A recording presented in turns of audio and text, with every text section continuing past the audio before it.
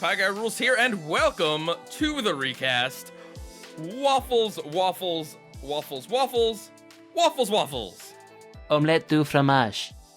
Alright, so, as you can tell, our recast is based around episodes where characters repeatedly say breakfast foods over and over and over and over again. And over. And over.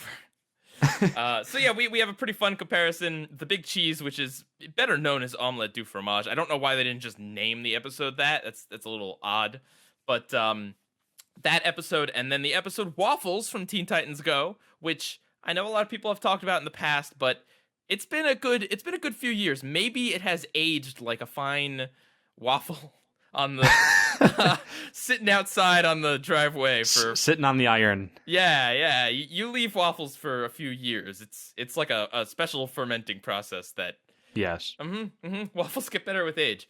But yeah, no, we have a pretty good comparison coming up for that. But before that, we have a lot of news to talk about. We've got some interesting things. I definitely have some interesting things I watched. I don't know. How about you, Monsters? Yeah, I guess. Okay. I don't know if you'd call it interesting. We'll find out. And yeah, we don't have a guest, but we got trivia, as always. And we've got each other. Yeah. There we go. Okay. Yeah. Well, on that note, we are going to make a recast pledge to you right now, because I know that for the past few weeks, things have been a little wishy-washy in terms of we had like a schedule delay with the last episode, and then we took off a week, and now we're coming back, and we're going to be on Wednesdays instead of Sundays. I know that's like a lot of changes. That's a lot of weirdness going on with the show, and I know a lot of times when stuff like this happens, it's like a sign that like the show is ending. Like you know, we're struggling to get the show together. That's not true. Right. We just kind of had a line of weird things line up. We had some things shifting around, like I'm editing the show now. We had a technical issue, just my power went out. Like that's not going to happen every week. We actually have a better backup now. So, you know, I just wanted to make a pledge and say, like, listen, we're going to have a show for you every Wednesday until the end of the year. Yes. Wednesday or very, very early Thursday morning if there is like some reason a delay in editing. But yeah, we're gonna make a pledge that we're going to do everything in our power to do that. We have no more weeks that we're taking off planned anyway, bearing some sort of crazy emergency, obviously. But we plan to stick to our Wednesday schedule, and that's that. And that's the recast guarantee. We did plan on taking exactly 2 weeks off, because that means that the 50th episode is going to be the year anniversary, right? 52 weeks in a year. We only take 2 weeks off, so that means that it's the year anniversary. So, all right. So corrections for 2 weeks ago when we talked about the Superhero Squad. Did you know, Monsters, that the Superhero Squad is actually a Y7 rated show? Does that mean that it's like, well, because you mentioned that it was for preschoolers. I didn't think that was it. Like, I didn't think it was for preschoolers, but Y7, what does that mean? So it means that whoever reviewed this decided that the content is not safe for under 7-year-olds. That doesn't mean that they're not still aiming for a very young audience, but it's just kind of shocking to see that they were okay with that, because I still think that it's a show that, at least intelligence-wise, is trying to aim at preschoolers. Maybe. Yeah. Yeah, I mean, in stark contrast, there was stuff like Total Drama Island also airing on Cartoon Network at the time, so. I think that got a PG, but that's still considered like. I think that got TV-14, maybe. I don't know, there was nudity. Only in Canada. Right. Anyway.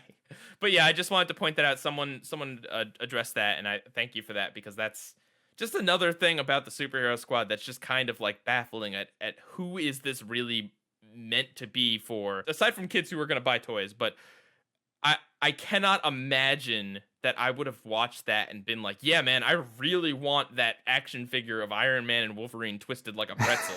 That's, oh man, I want that talking Thanos that says, deal over.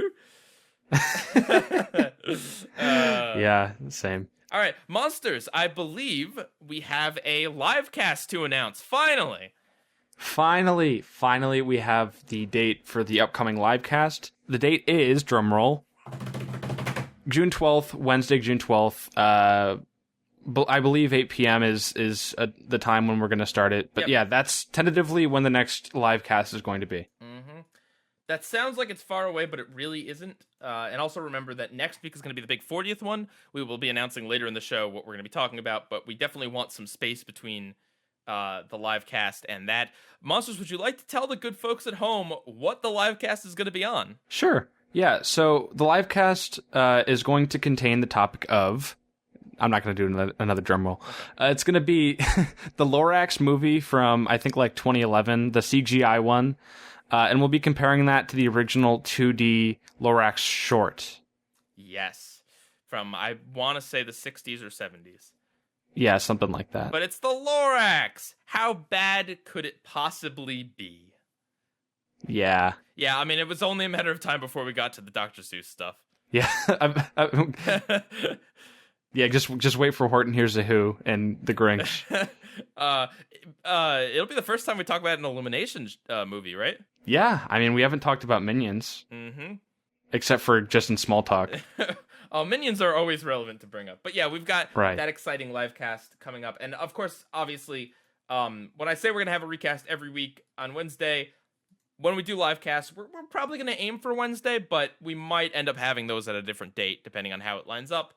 Monsters, have you used your ocular orbs to partake in any media in the past week or two? Oh, golly, I sure have. Please don't remind me of the Out of Jimmy's Head character, Golly. Oh, boy. Yeah. Golly is a banned word on the recast.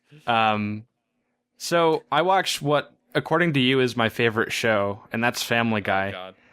Oh, God. Starting off, I watched 2 season 17 episodes, which is the most recent season. The 2 episodes I watched were Island Adventure and Throw It All Away. And if we were to ever do a recast on Family Guy, at least recent modern Family Guy, these would be 2 interesting episodes to do because obviously, like I just mentioned, both of them are from season 17. They contain some fourth wall breaks. They deal with a lot of topical stuff. And just in terms of the plot of the episode, both of them start with the characters trying to declutter, like just throw away stuff. Island Adventure is like they're cleaning out the garage and they throw away Stewie's tricycle, so they go on this adventure to this trash island to go find it. And then Throw It All Away is where is the trash island named Family Guy? It's named Quahog. No. And then Throw It All Away is where Lois have you heard of like Marie Kondo? She's like this life guru, and she's basically she thinks that that like you should organize your stuff and like keep things clean, and if you haven't touched something in the past year, throw it out. Right. That sort of thing. Yeah, so I guess they're trying to parody that a little bit, and Lois reads this book by Trisha Takanawa that says like you just if you declutter your house and everything is all empty, then that makes your mind clear. So she just kind of takes that to the extreme and throws away everything, and then has relationship issues with Peter, blah blah blah. But yeah, the second episode was interesting. I'm curious to see what you'd think of season 17 if you ever watched it. What do you think? Do you think it's like exceptional for Family Guy, or like what? I think I've seen 4 episodes from season 17, and they've all been, at least in my book, kind of like a meh. I mean, I already have low expectations for Family Guy. But that's kind of where it is when you have those long-running sitcoms. Like, that's where The Simpsons is a lot of the time. Like, honestly, a decent amount of current Simpsons. It's not, like, so bad that, like, your eyes burn out of your sockets. It's not, the character saying one word over and over again. It's just kind of mediocrity that is only bad because we've had literally 20 years of the same exact thing. Right.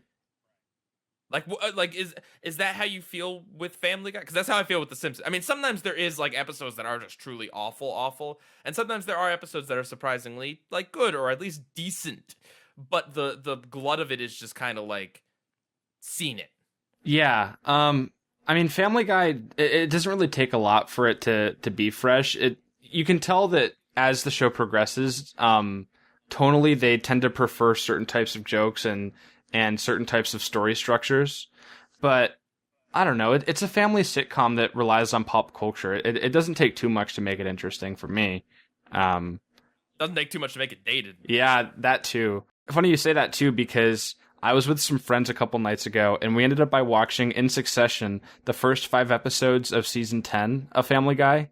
So we watched Lottery Fever, which was the first episode of that season. And that's where they win the lottery and it goes to their head.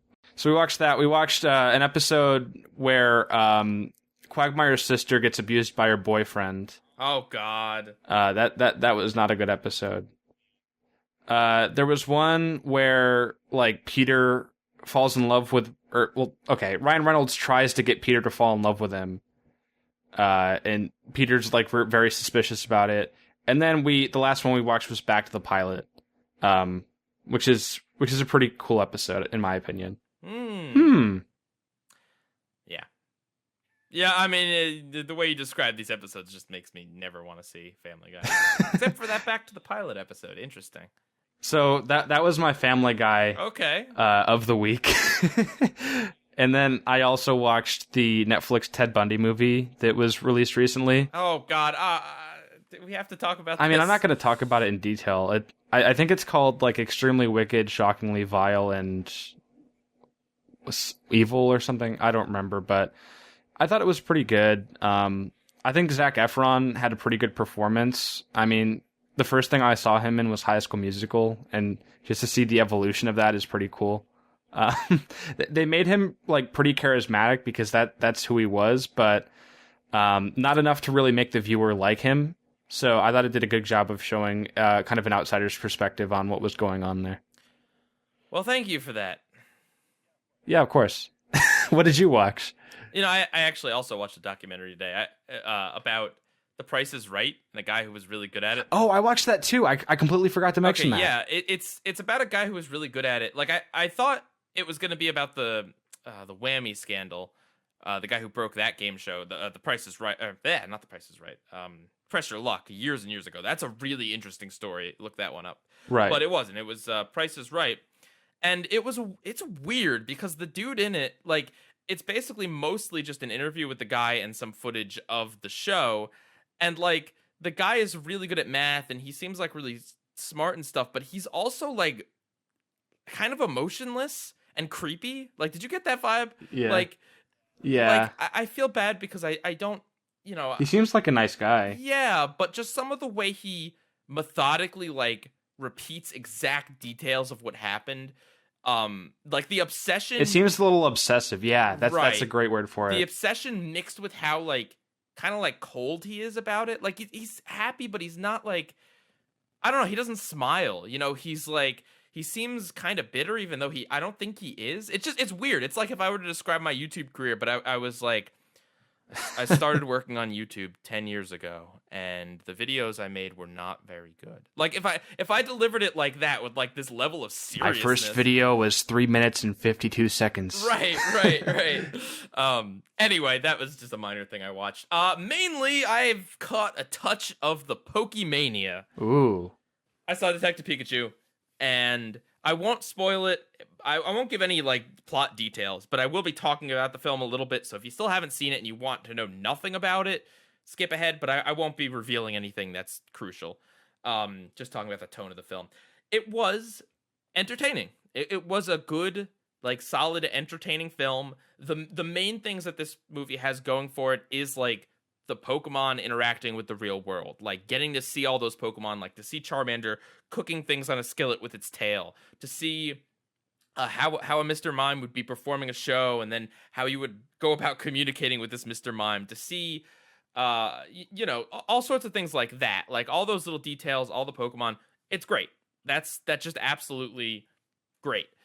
And that's the main selling point, and it nails it, right? Like the Sonic trailer, the main point of the Sonic trailer was to show off Sonic, and that just did a terrible job. But this really shows off the Pokemon, and I appreciate that, and I love that. Additionally, Ryan Reynolds is funny. It's basically a kid Deadpool dialogue type stuff. He's still his own character, but it is very much like random, you know, super raunchy joke that'll go over kids' head, and mixed with, like, you know, jokes about his coffee addiction and stuff. Like, it's cute. Yeah. It's funny. Pikachu's likable. The main character's likable. The issues I have with the film, I don't think it's a great movie. I don't think it's a movie I really like want to rush back out to see. Like, I want to see Endgame again. I want to see Lego Movie 2 again.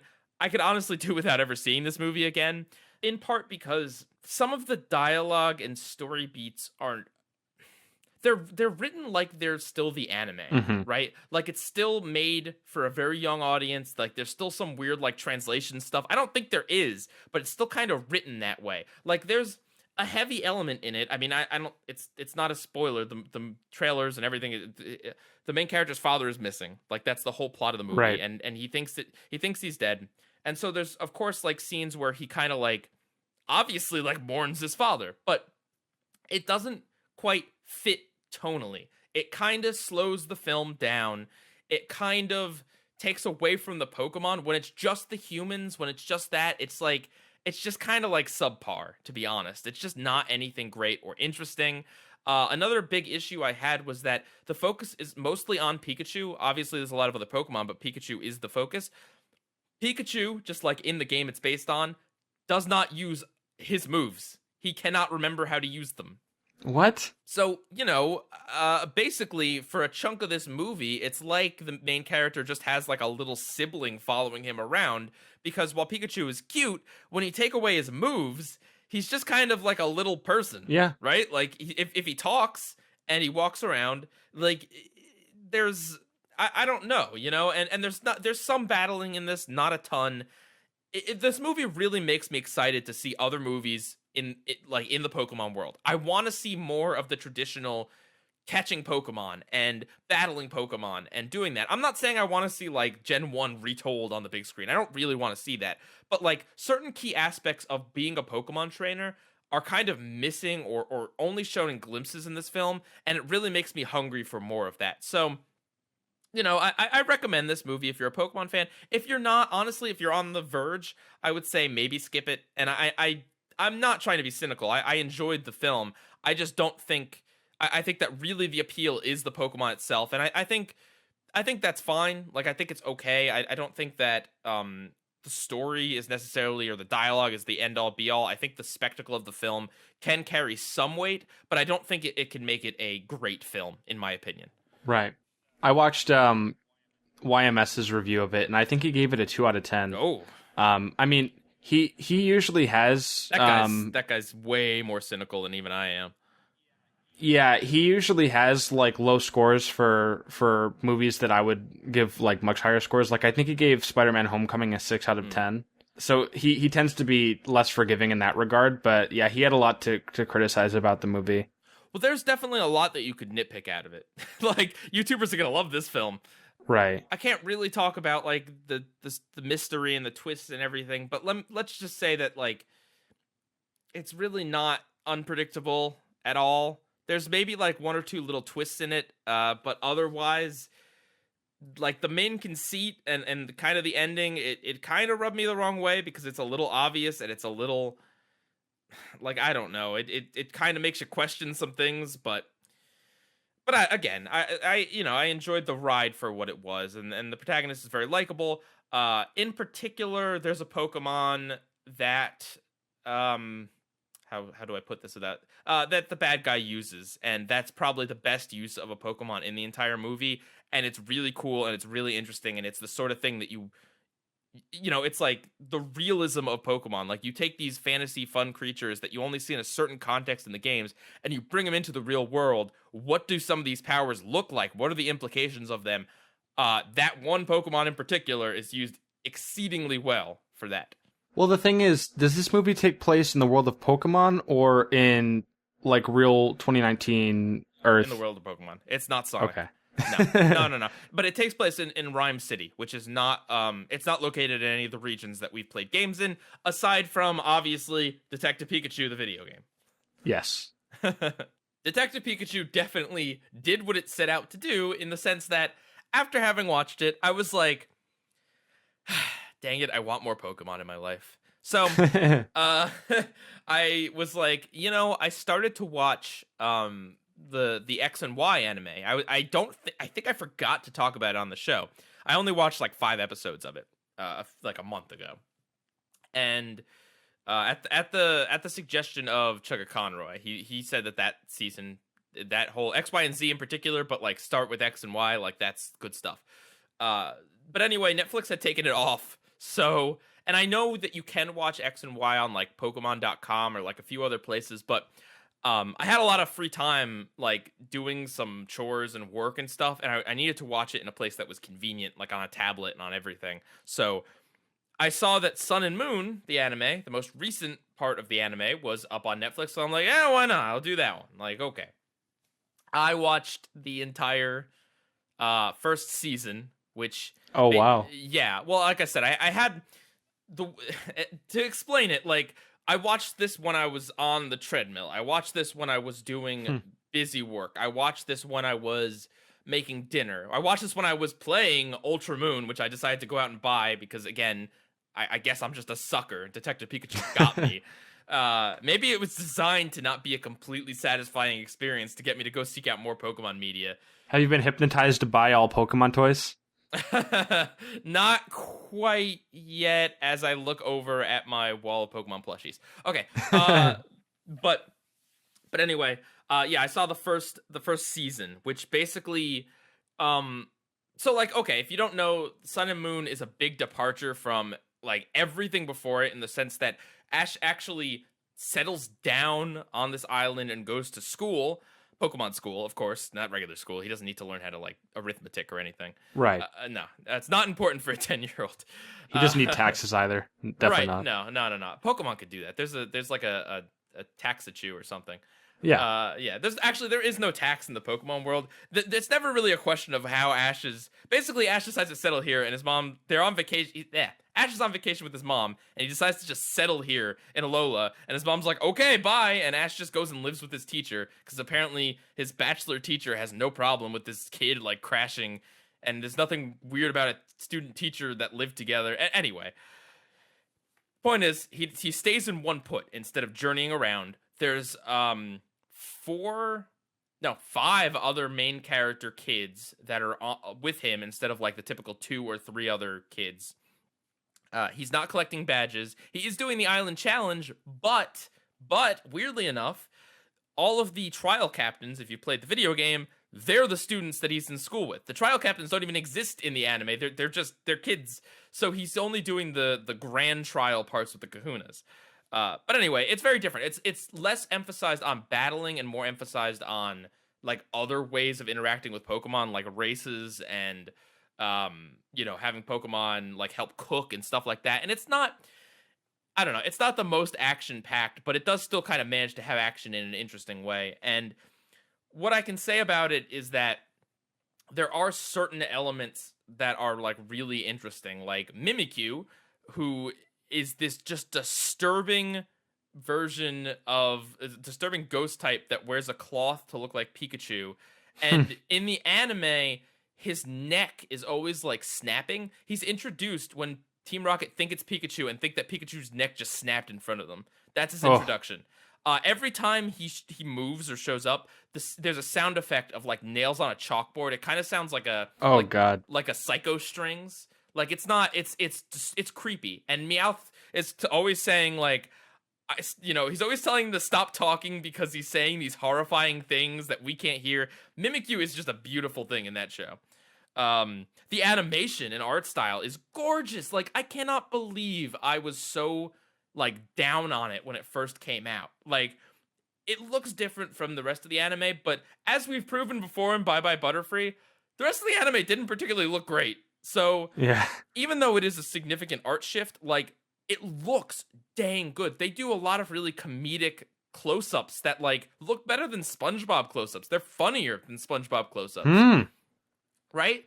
Wow. Some of the humor is just, like, on point. Like, this is in Season 2, but Team Rocket comes across Cosmog, this Pokemon, and James calls it Proto-Coughing because he thinks it's a baby Pokemon pre-evolution of coughing, which is just, like, a weird thing. So, yeah, I mean, there's a lot of fun to be had. It's a chill show. I would not, like, focus my entire attention on this show. It is a show that I would always, always, always be doing something else while watching it because it's a lot of episodes and it still is the Pokemon anime, so it does still have certain cliches. It is still written for a younger audience than me, obviously.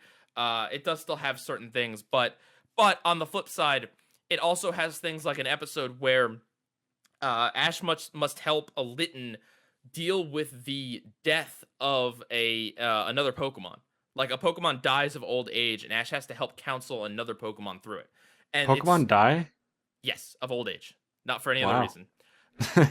Well, but like this is not a storyline that the original anime would have been able to tackle with any amount of tact. Like never. Not right. not season 1 anyway. I don't know about, Black and White or whatever, but like it's a really tastefully done episode and it's really interesting in how they do it. And like there's that episode, there's the baseball episode, which is over the top and ridiculous, and Pokemon playing baseball. Shadow Streak reviewed that one.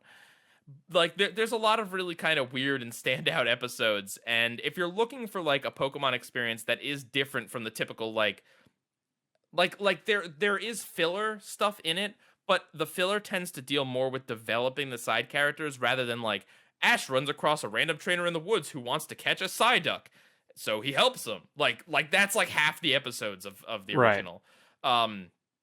And Team Rocket is fun most of the time because they're dealing with Mimikyu. They're dealing with this Biwar who constantly tries to like grab them and run them back to his base, which is a gag that gets very old. But like Team Rocket only tries to catch Ash's Pokemon a few times. It's really kind of annoying and boring when they do it those times because it's the typical like, here's a net, grab Pokemon. Like Pikachu attacks them. Bye-bye. Like it's just the same thing that we've seen like 800 times. But it doesn't happen that many times. So there you go. If you're curious of the Pokemon anime, I can tell you that the Sun and Moon is not a bad place to start.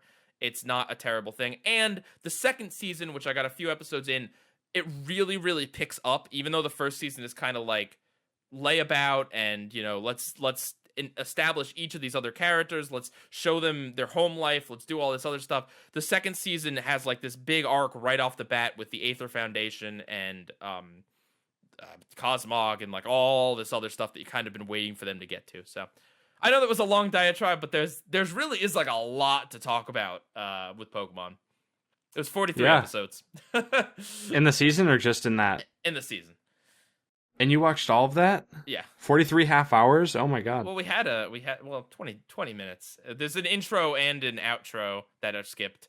And we had 2 weeks. And like I said, true. I've basically just been nonstop watching it in the background as I'm doing everything else. So good stuff. There's also a tan Professor Oak who spouts off really, really bad Pokemon puns that I can't even understand him half the time.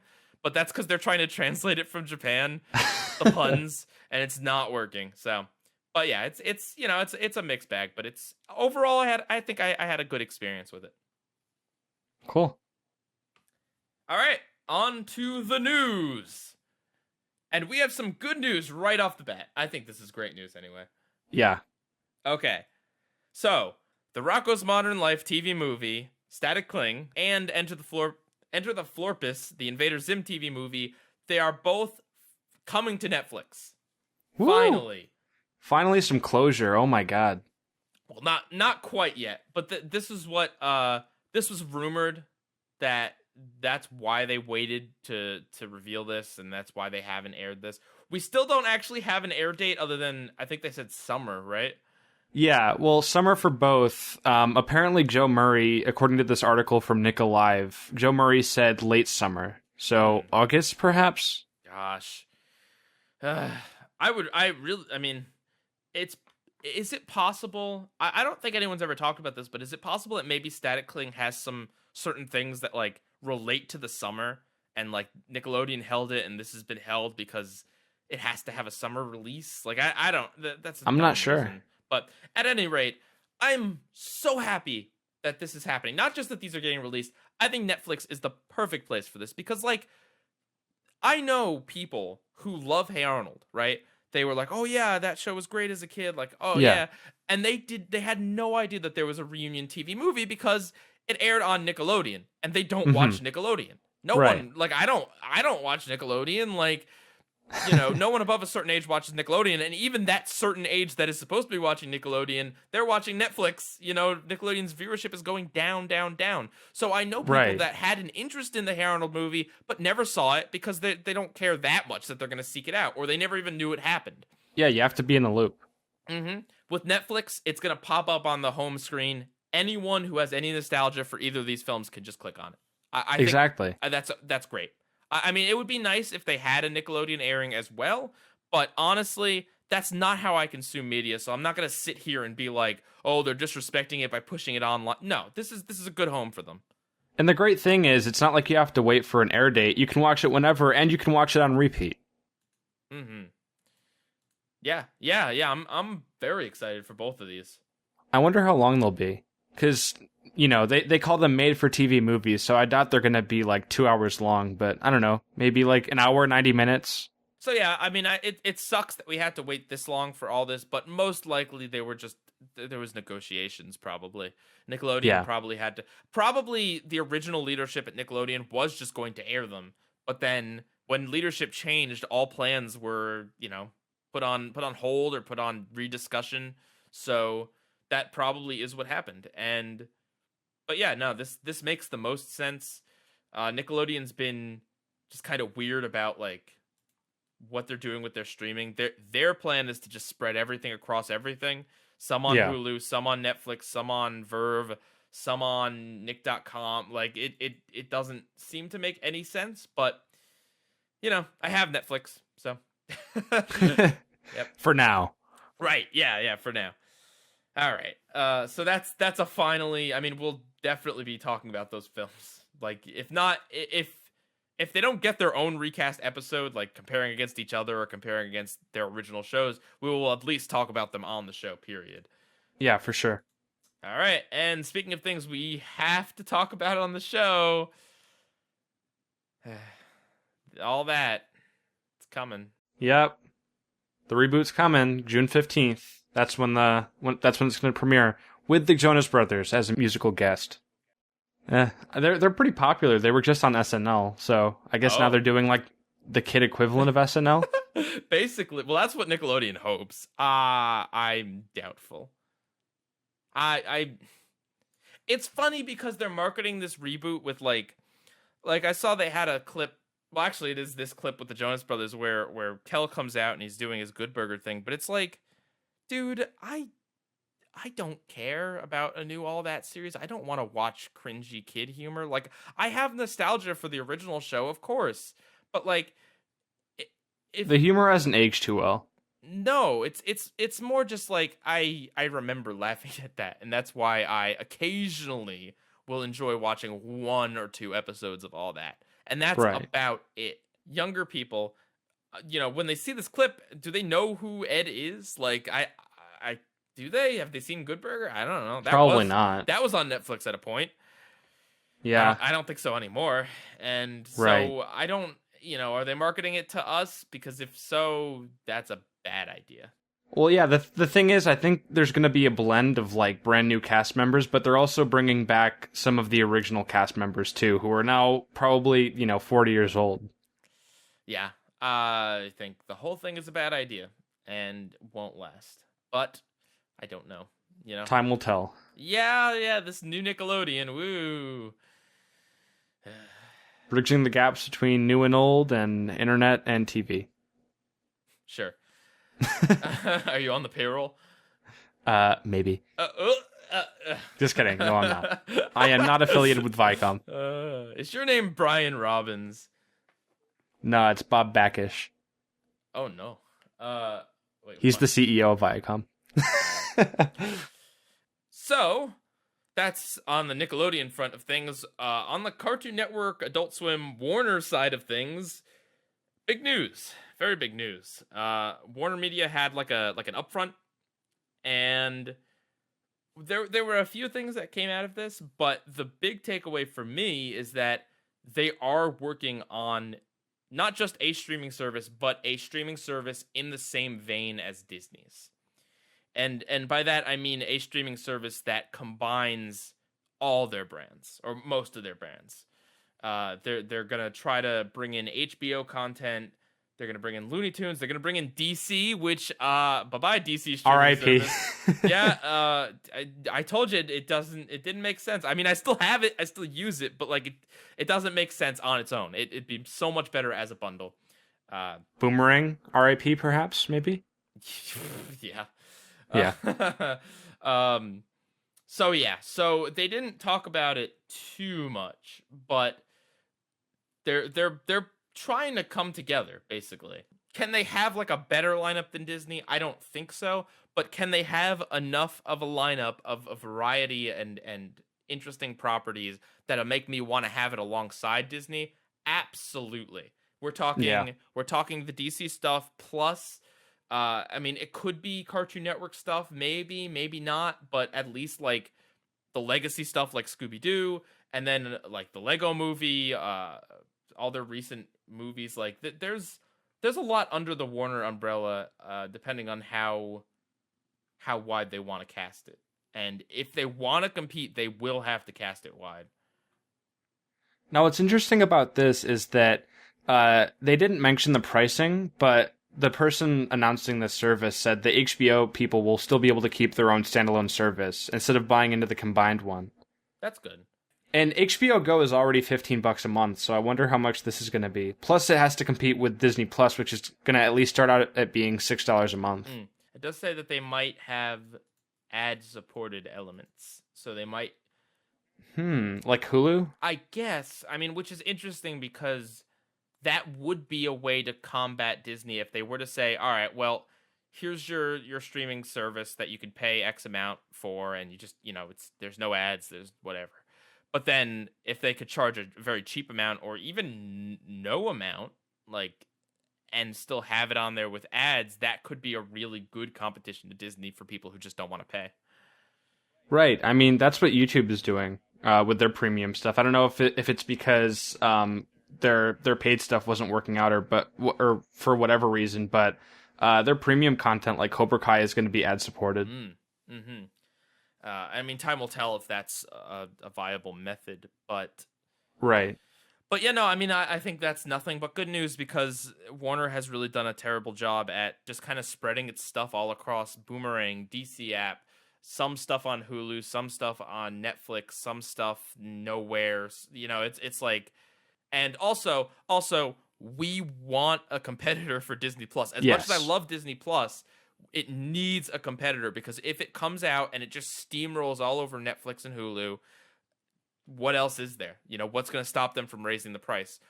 I mean, eventually the price will be raised, but like having this as like a looming threat of something that could have a sizable amount of content, and who knows if this is successful, Warner could band with Viacom in some ways to get some of that content, at least to try to take down the... NBC is starting their own too. NBC, Comcast, Universal, whatever they're called.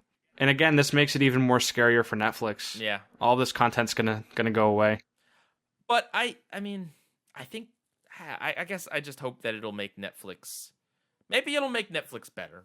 This might be just like a stupid optimism, but maybe all this competition will make Netflix take a step back and say, all right, well, we gotta charge less for our service. And also, let's stop investing in stupid things. Like, Netflix...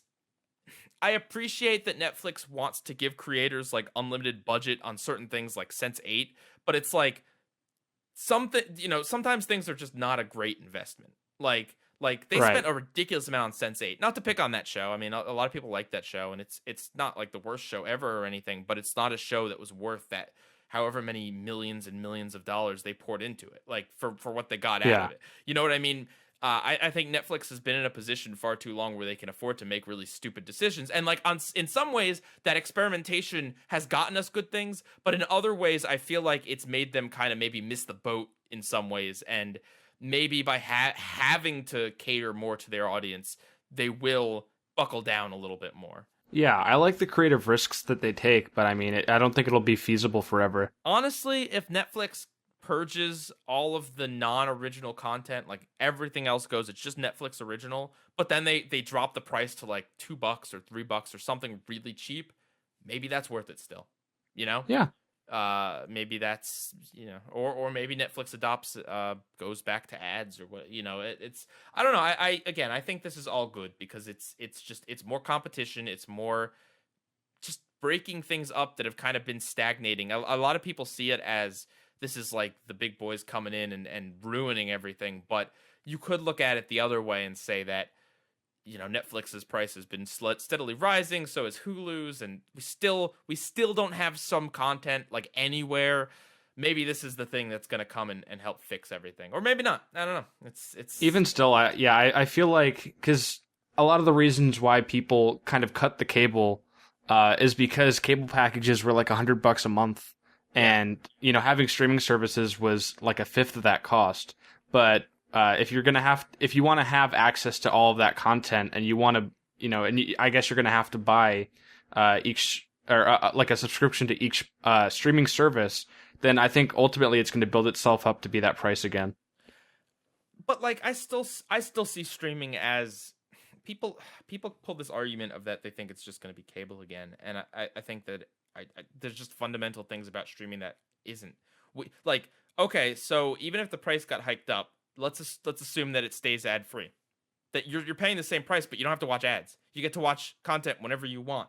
That's good. Like the providers have direct access to metrics instead of vague estimations, so they know what to make. They have better metrics of what people like. Although they don't like to release their numbers. No, but they don't have to. But that right, still enables them to make smarter decisions. Yeah. And we're still in a phase, and of course this could always change, but we're still in a phase where most of these, if not all of them, are no contract, which is that's a huge get. That's a very cable. big thing. That's a huge get, because that means you can rotate around these services. That means that you can try it, and if you don't like it, then you're out. A cable subscription service, it's like you get it, and then you just like you can't really think about it for like a year or two. Like, you're just there. Yeah, that's what it's you like have. a lease. Right, exactly. So I still say that there are benefits. Those benefits could always go away, but I think that it would take a lot of very major changes to turn streaming into like just another cable service. Yeah, that's true. All right, but other things that got announced at that upfront, Rick and Morty's got a season 4 coming. Woo! Wubba lubba dub dub. When did they say it was coming? November. Ooh. Can we do the math on this? Like, what did it say that they were going to be up to? They got greenlit for like 78 episodes, right? Yeah. Something like that. They've already had season 4 will be like the second season of that. So that puts us down to like 58. So let's say there's 60 more episodes about. That's 6 more seasons. They take 2 years for each season. That means that we will have Rick and Morty for another 12 years. So that means that takes us into. Is it going to be the next Family Guy? No, but like that's the thing and of course that contract I guess could always be changed. That order, but it's just kind of like it's really funny to combine the fact that it takes them like 2 years to make a season of 10 episodes with the fact that they got greenlit for like 78 episodes. It's just like a weird like I don't know. It's yeah. Something. I'm curious to see like if they're going to keep with the 10 episode formula. And I still do find it astounding that there was a 2-year gap between, and mind you, this was airing. So they already completed everything. The last episode of season 3 aired in October of 2017. And then the season 4 premiere is going to be in November of this year. Think about how long October 2017 was ago. Think about everything that's happened since then. It's such a long amount of time. I don't know if they're going to be able to keep doing that with, relevance and whatnot. And I'm looking forward to it, but I'm certainly not as excited about Rick and Morty as I once was, because I really wasn't a big fan of season 3 overall, as I've made it clear many times. Yeah, I mean, I think season 4 needs to come out with a really strong season. I hope. Yeah. Because I agree, season 3 was not the strongest. I don't think it was like terrible, but there were certain elements of it that I'm just very much against, and I mean, I don't know. It's time will tell whether it's going to be a slide or whether it's just kind of a weird season. Because we get it so infrequently and there's so few episodes in each season, it's just kind of this weird anomaly where like we've had 2 years to think about like do I still like Rick and Morty? Like, Yeah. did season 3 really do it? For, like, you know what I mean? Like, because there's such long gaps, it's like I kind of have to question, like, am I gonna go back? Like, I am this time, but maybe 2 years from now I won't. You know, maybe I'll have kids by the time the next Rick and Morty comes Right. out. Like I don't know. It's weird. Well, it's interesting too because there's other adult animation shows like Family Guy that pump out like 20 episodes in a season. And granted, like the animation is worse. They clearly don't put as much time into the storytelling. But you know, I mean, I always prefer quality over quantity, but I don't know. But yeah, I don't know that Rick and Morty's release schedule works for me personally. Just saying. Yeah. I think if more episodes came when a season came out, or perhaps even if maybe they just spread episodes out like once a month. You know, I know that's like a weird, but I don't know. I don't really like the way they do it because it just kind of feels like it's here and it's gone, and then there's a long wait. And yeah, you guys think Steven bombs are bad? Rick and Morty is really bad. Yeah, I like Rick and Morty. I just don't know that I like it enough to stick with it. And that's the thing when they do annoying cliffhangers like they did at the end of season 2. It's like just don't do that. Like. Yeah. Like, I'm sorry, but when you have that much of a gap between seasons, it's just kind of like, I don't know. I don't.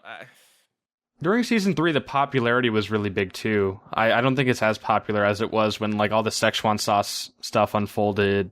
Right. I mean, that caused a lot of people to want to distance themselves from the show. So, you know, I'm going to watch this season, and we'll probably talk about it on the recast. Yeah. You know, so stay tuned for that. But yeah, it's good that we finally have a release date, at least a month. Something else got announced. Yes, this is by a gentleman that worked on an episode we're going to talk about tonight. Yes, I'm looking so forward to this.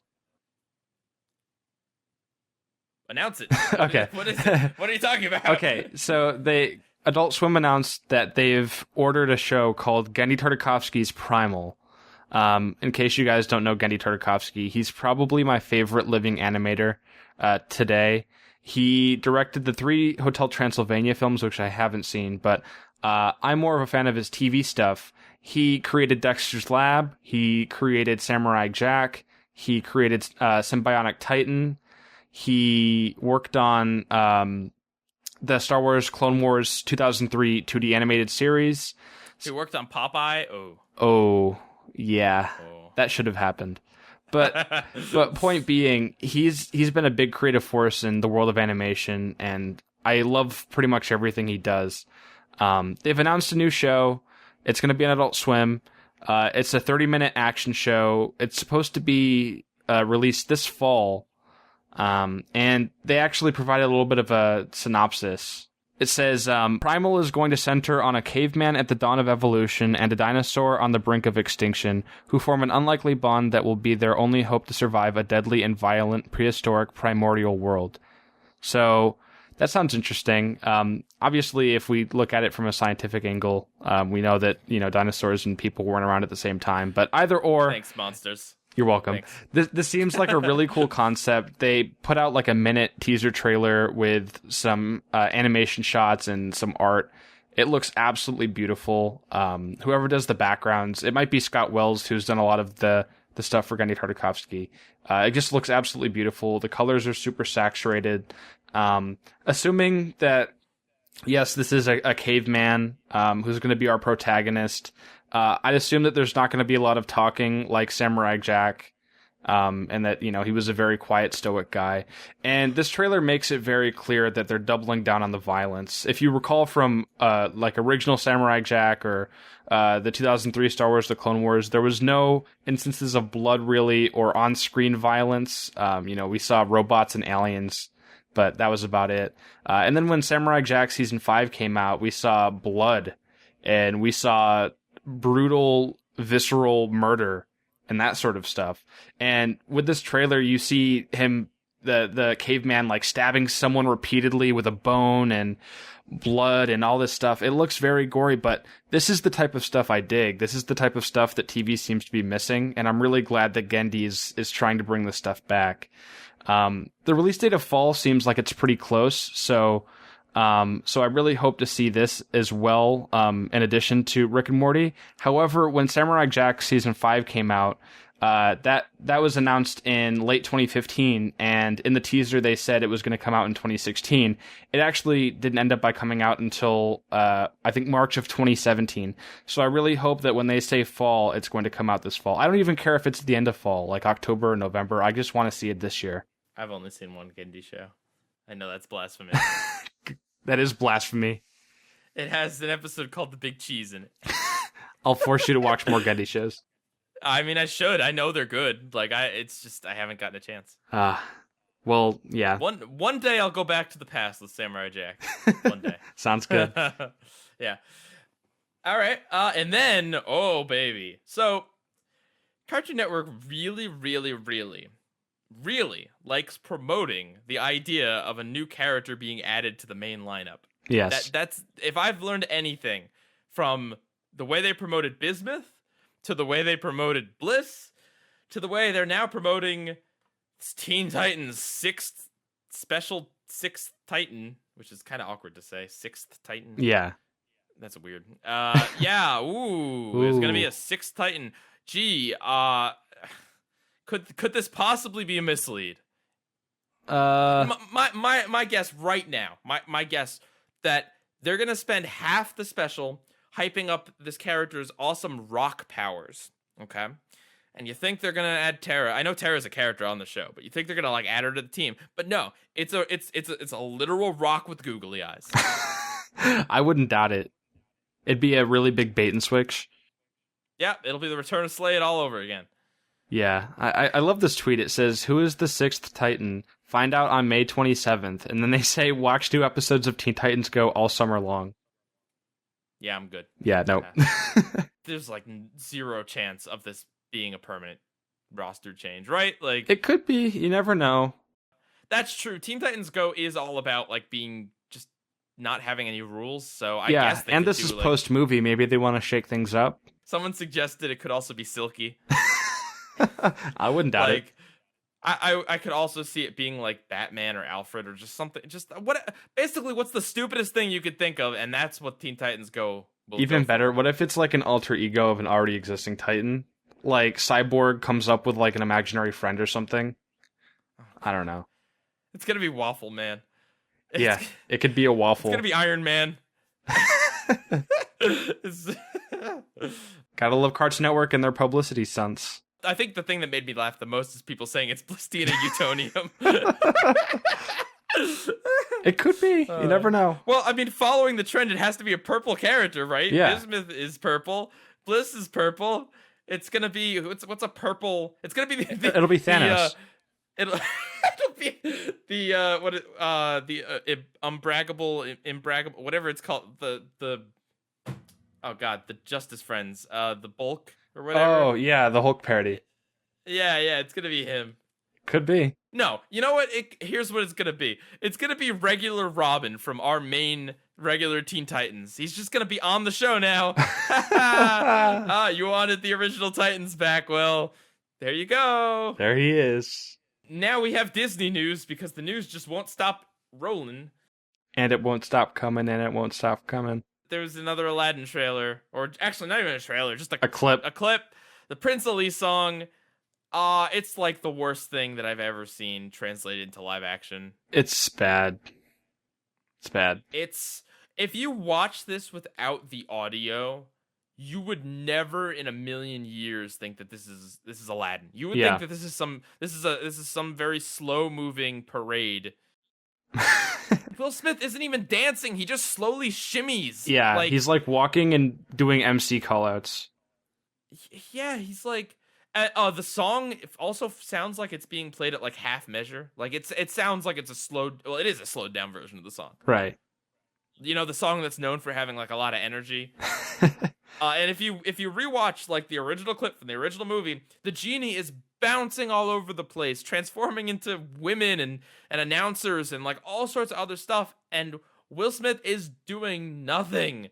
Not to mention, like, the genie has, like, Robin Williams was doing a genie voice. It wasn't Robin Williams, it was the genie. This is just Will Smith. Oh, yeah. It's Will Fish. Yeah.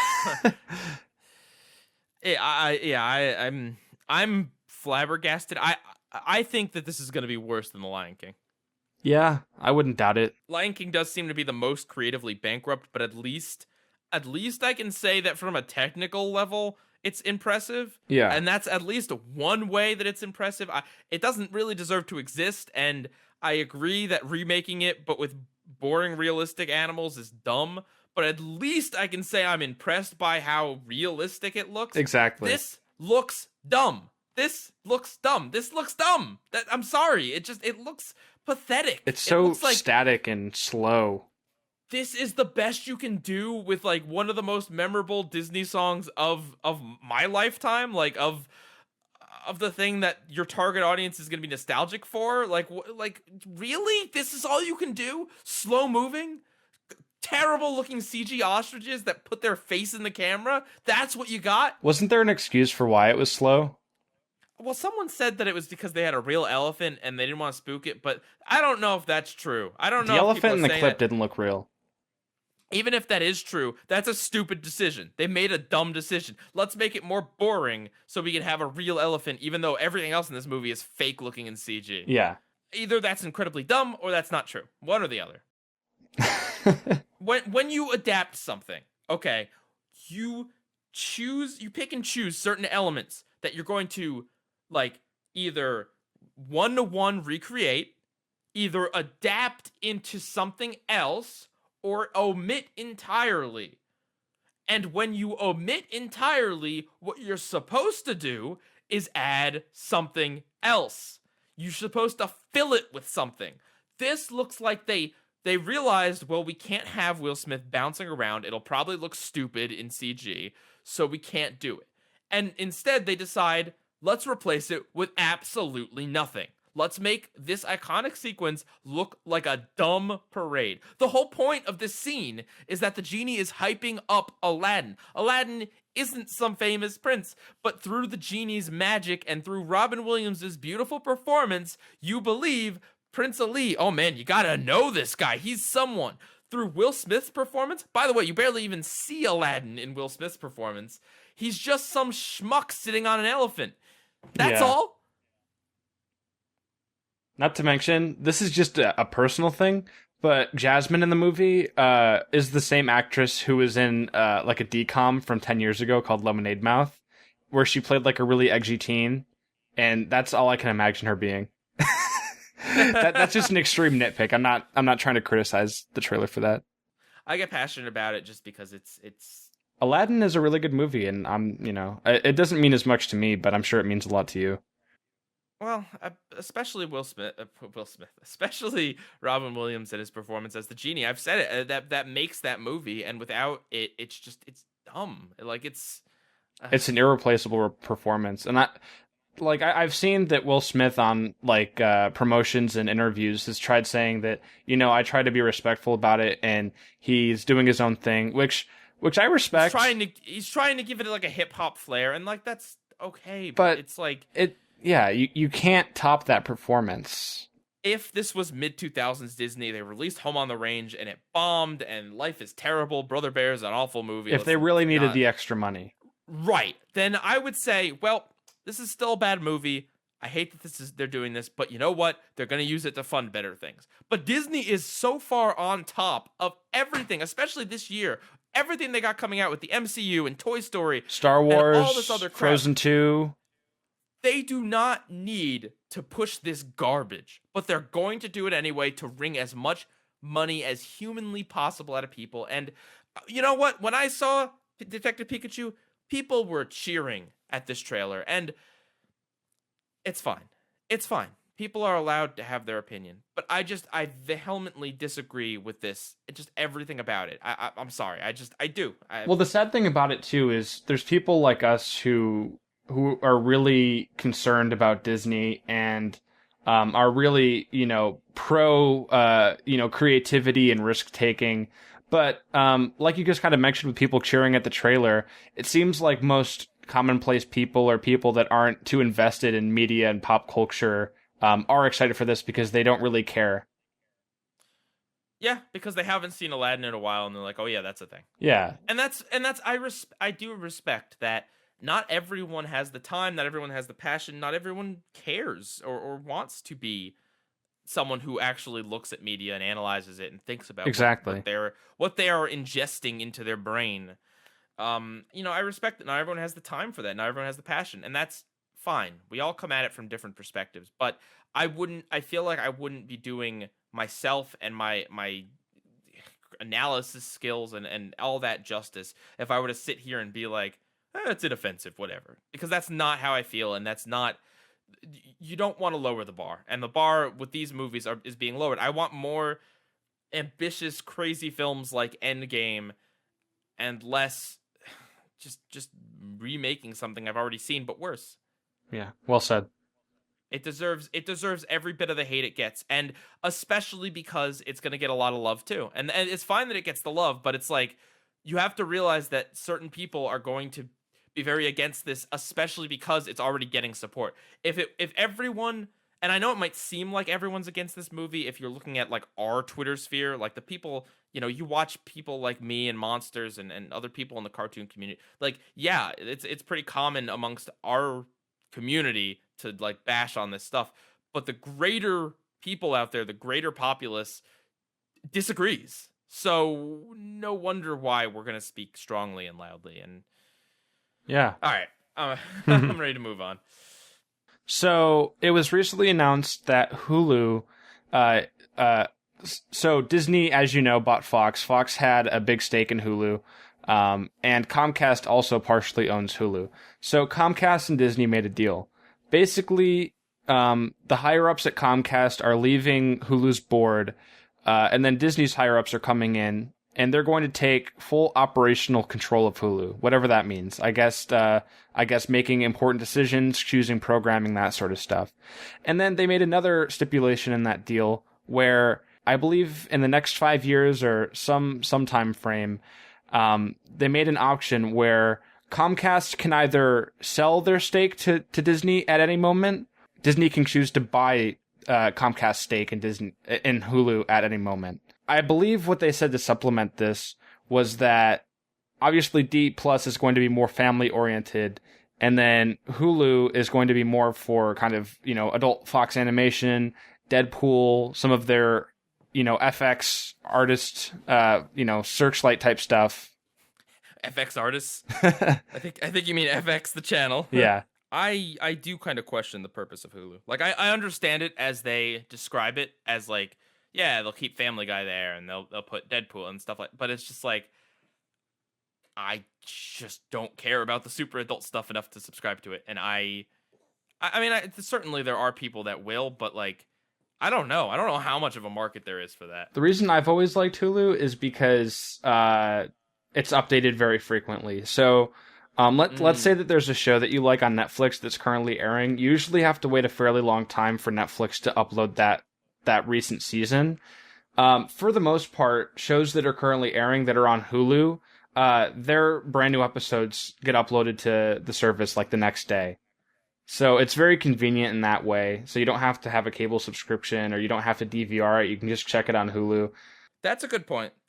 Maybe that is, you're right. And I have used Hulu in that way. And maybe that is the sticking point, is that it gives you episodes of Archer and Always Sunny and Family Guy and all that stuff. Maybe even like recent Simpsons, like Disney Plus gets almost all the episodes, but then like the current season week by week comes out on Hulu. Yeah. In terms of stuff that's on TV, Hulu seems to have everything that Netflix doesn't. So for people that like syndicated TV shows, then Hulu is really the thing to get. I unfortunately have Hulu with ads, and they explained that the reason why they have ads is because I guess it costs a lot to expedite the process of uploading things like quickly. I have no idea, but yeah, Hulu's pretty cool. Originally I was thinking, because Disney is going to have the majority or just like entire ownership of Hulu, is that going to make people want to pull out of it and have that be like Disney and Fox exclusive stuff? But I also thought, now Comcast owns it, who also owns NBC, Universal, and all that stuff. So, and there's still other brands like Turner, and all that stuff being uploaded to it. But I feel like Comcast is a bit more neutral, whereas Disney seems to be more imperialistic in the world of entertainment. So, all right. And just one last note, we wanted to quickly remember Tim Conway, who sadly passed away in the past week. He was the voice of Barnacle Boy on SpongeBob. Clearly, you know, his role affected a lot of us and impacted our childhood in a positive way. Ernest Borgnine, who was Mermaid Man, passed away a few years ago as well. So, you know, he was a fairly successful comedian. He was on Carol Burnett. And yeah, it's sad that he's gone. I agree with that. All right. So moving on to the question of the week. This week, I decided to ask a question, and it is related to the shows we're talking about. Monsters Review, what is your favorite breakfast food? My favorite breakfast food is home fries with sausage gravy.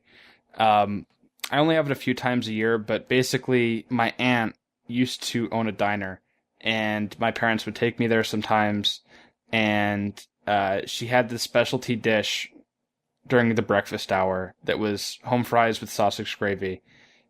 You know, it's just like home fries, kind of circular cut with, you know, gravy with sausage, and it's a really good dish. It gives me a homey feeling, lots of nostalgia, and it's very tasty.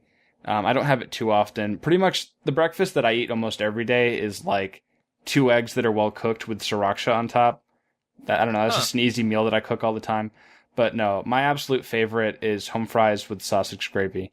How about you? I don't eat breakfast a lot. I don't know. It's a lot of time in the morning. But anyway, yeah, like this is tough. I love bacon, like just period, like just across the board. I actually went my first like 19 years of life without eating bacon. I figured, yeah, I this is a true fact about me. I figured that if I never tried it, I'd never know how good it was. And then I'd never want to eat it because bacon's unhealthy for you. And that's a good logic because once I had it, I eat it a lot. Do you think you like it especially because it was like a taboo? No, I like it especially because I like ham, which I also didn't have like chunk ham. Like I had sliced ham on sandwiches, but I never had like chunk ham for like a long time. Not because Canadian bacon? Not because like I was banning myself or anything, but just because it's not something that my mom made. So once I had that, I was like, oh man, I wish I had like more opportunities to eat this. And then someone was like, well, it's just like, it's not too dissimilar tasting wise to bacon. And I'm like, oh, well. Anyway, I love bacon in general.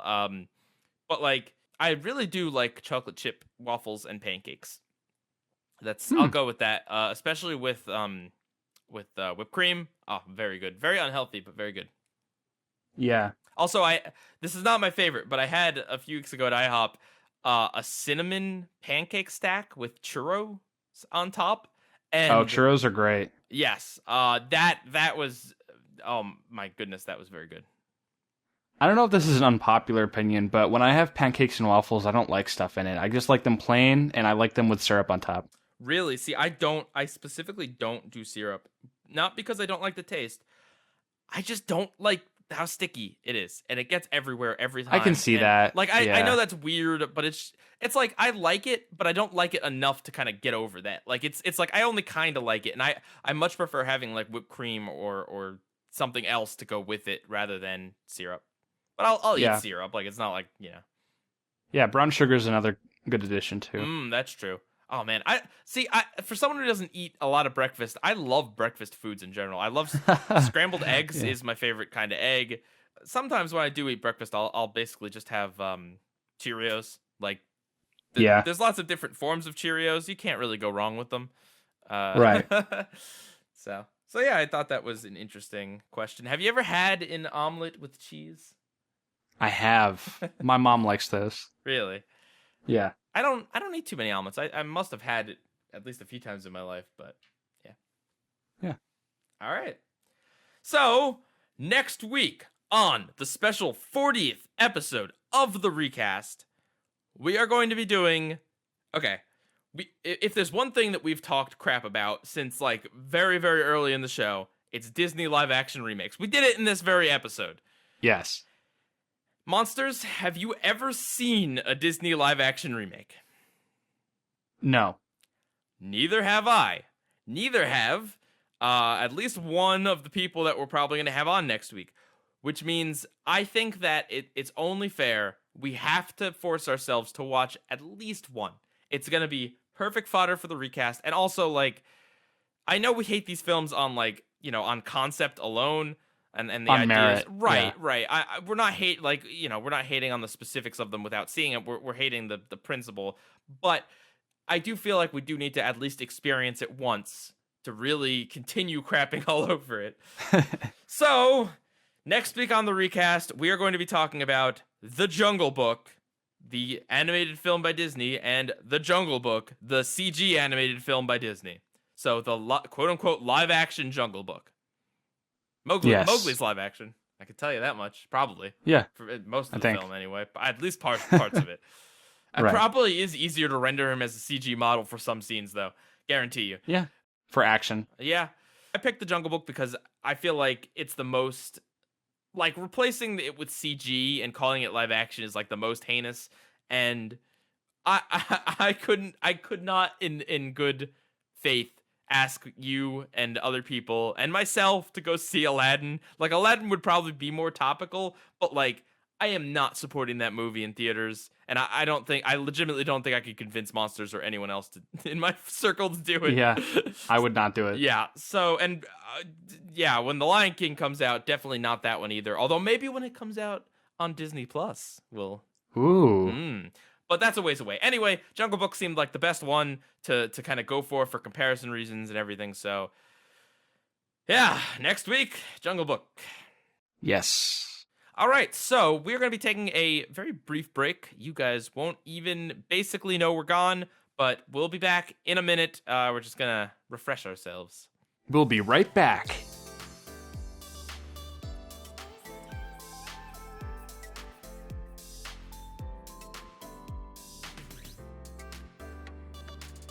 All right, guys, we are back and ready to talk about the big cheese from Dexter's Labratory. In this episode, Dexter doesn't have time to study for his French exam, so he puts on a machine that helps him study fast overnight, but it gets stuck on the first word, omelette du fromage, first term, I guess. And when he wakes up, that's all he can say. But miraculously, everything in his life lines up so that that's all he needs to say up until the tragic finale twist. Yes. What do you think about this episode, Monsters? I think it's charming. I really like the setup. I really like the idea. It almost feels like a dream. Like I was like, this isn't my first time watching the episode, but I always feel like it's a 7-minute episode, so it's short.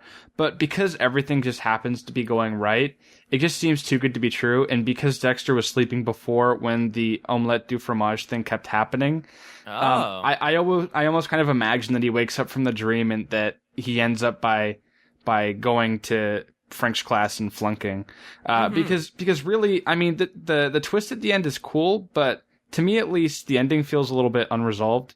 It's unsatisfying.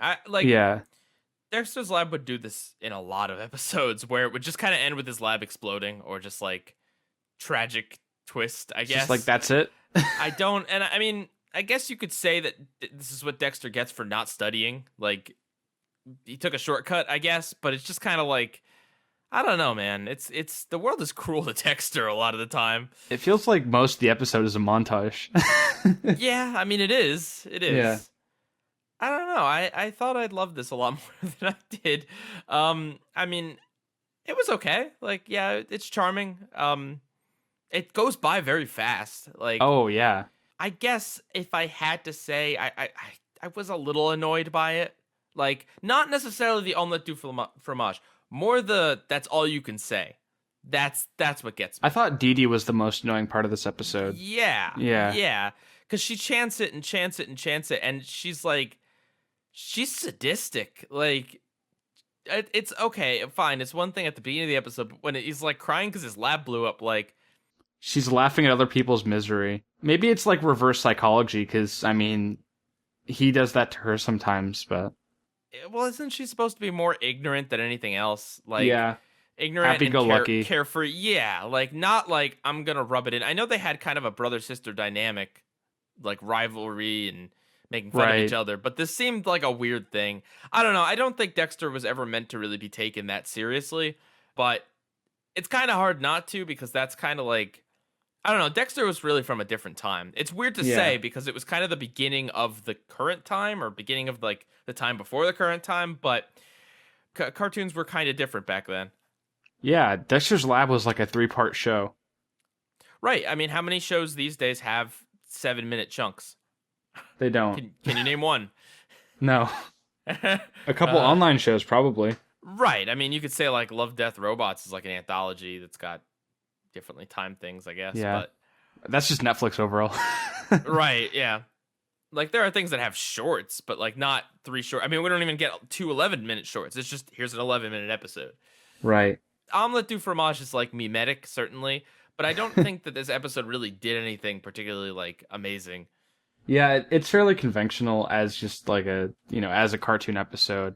I do love Omelette du Fromage as a meme, and it's even more funny that I believe the correct translation is Omelette au fromage. Yeah, it's like incorrect. Like Dexter gets it wrong, and the show doesn't acknowledge it. Yeah. Or realize it. Or it's just that everyone else is wrong in the show. Right, yeah, yeah. The French teacher is wrong. I also don't know that there's actually like a city in France named Omelette du Fromage, but I doubt it. The way they find things to spin Omelette du Fromage into something is amusing. Into songs, world peace. They kind of justify it the first few times, right? Like he's taking a French quiz, and it's like, it's exaggerated that it's only the one thing, and it's just the one thing he knows. So like, okay, that's funny. And then, okay, sure, there's a town in France called Omelette du Fromage. Like, that's a stretch, but like, okay. But then everything else is just completely random. I do like the bizarre nature of it, though. Like, he's at the UN giving a speech. He says, Omelette du Fromage, and a bunch of people from different countries shake hands. I mean, like...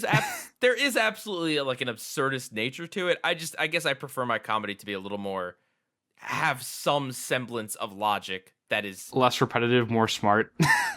More clever, I guess. I also I liked it when the girls were like crushing over him because he was speaking French.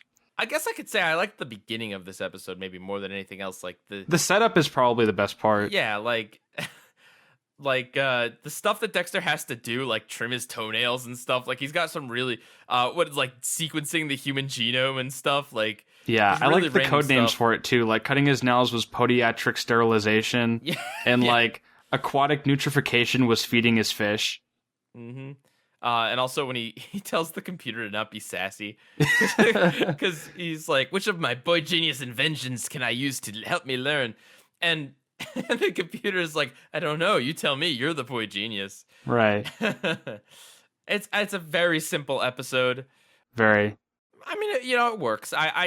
Although I can't say I really got a lot out of it, and I was left a little unsatisfied by the ending. I guess it is one of those situations where I think you're right. Like all just a dream would have probably been funnier if he woke up and then like he didn't learn any French and he still had to go take his test or something. Like I don't know. I don't know. Yeah, it's just because everything that happens in reality seems too good to be true. Right, and it also doesn't make any actual... Like, I know it doesn't make any sense, but it also doesn't even make any sense within the show. Like, why would Dexter program a password that if it's said wrong 4 times... Like, why? What kind of security measure is that? I understand there's phones and stuff that wipe themselves if, like...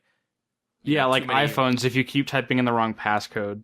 They lock themselves and stuff like that, but it's just like... Why would Dexter make it so that if Dee Dee said a word like 4 times, like his entire laboratory could explode with him in it? I know the idea is that he's like he's lacking in a lot of common sense and he builds things in really obtuse ways, but I just feel like that's just kind of a weird way to have everything be. Like I feel like just locking him out of his laboratory would have been enough, maybe. Yeah. I also wonder if they got permission to say the term Star Wars. Yeah, because I feel like that wouldn't fly today. I don't know. Like, could you imagine them saying on a Cartoon Network show Star Wars without getting permission from Disney? Yeah, I don't know. I mean, that is of note, I guess. The password that he has is Star Wars. But, I mean, maybe you could argue that there's 2 different words that they're not connected. I don't know. I think it's just such a minor reference that they weren't worried about it. And yeah, that's true. Didn't have to worry about it, apparently. Yeah. Also, don't you love too, like how, I mean, I don't know, when you're a kid, I guess you have a mandated bedtime. Because it's just like he's in his lab working on stuff, and then his mom is just like, Dexter, it's time for bed. Yeah. A weird detail is that there's like a kiss mark on Dexter's dad's neck. Yeah. Like, I don't know. It serves no purpose at all. It's just like, okay, I guess Dexter's parents love each other. Yeah. How would you like rate this? Like, would you say that this is like a great episode, or It's good for what it is. you think so? I think it's okay. I don't know that I'd say good. I'd say okay. Short and sweet. I think it's like one of those things where you remember this episode for like the mimetic phrase omelette du fromage, and you kind of like don't think about anything, like, and then you go and watch it and it's just like, well, it's okay. Like, it's, you know, it's amusing. It's like the omelette du fromage itself isn't annoying, in part because it's like it's not just one word for one. It's actually like 3 words said in a like a French accent, said slowly, and although it's said repeatedly, it's not like he's not like saying omelette du fromage, omelette du fromage, omelette du fromage. Like, yeah, it's not in rapid succession. It's right. It's a little bit spaced out. Mm-hmm. And Dee Dee is definitely way more annoying, and right. At least she isn't in a ton of the episode.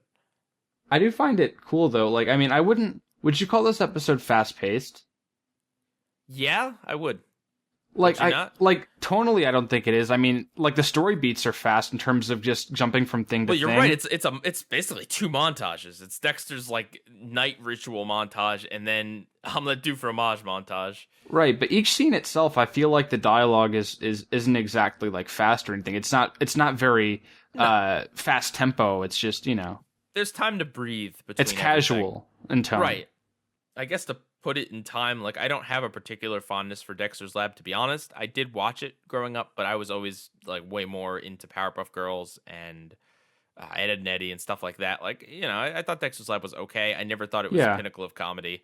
Like I mentioned before, you know, I'm more into Gendy Tartakovsky's action stuff, but I'll still watch Dexter's Lab from time to time.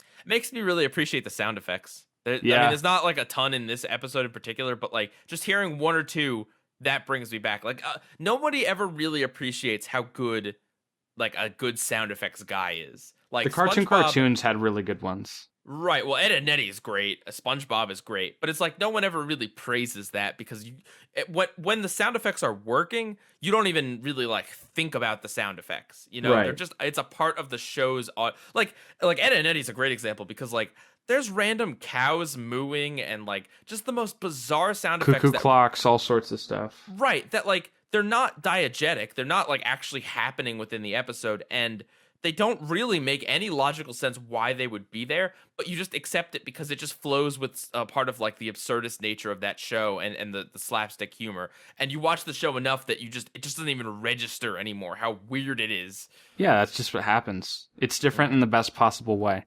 But yeah, Dexter's Lab and Powerpuff Girls too. I get maybe it's like a Hanna-Barbera thing, that like squeaking sound effect. Like, yeah, that's just like always omnipresent, but it always just sounds good. Like, yeah. You know what I mean? Like, I always think about the slide whistle sound too. Oh yeah, that's there, definitely. Also, Dee Dee's walking has a very distinct sound, and so does Dexter's, I guess. All right, well, I think we've mined that for everything that we could possibly say about it.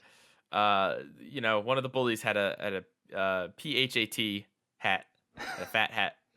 That's 90s. So that dates it for you. But otherwise, actually, it surprisingly isn't really that dated in terms of like references specifically.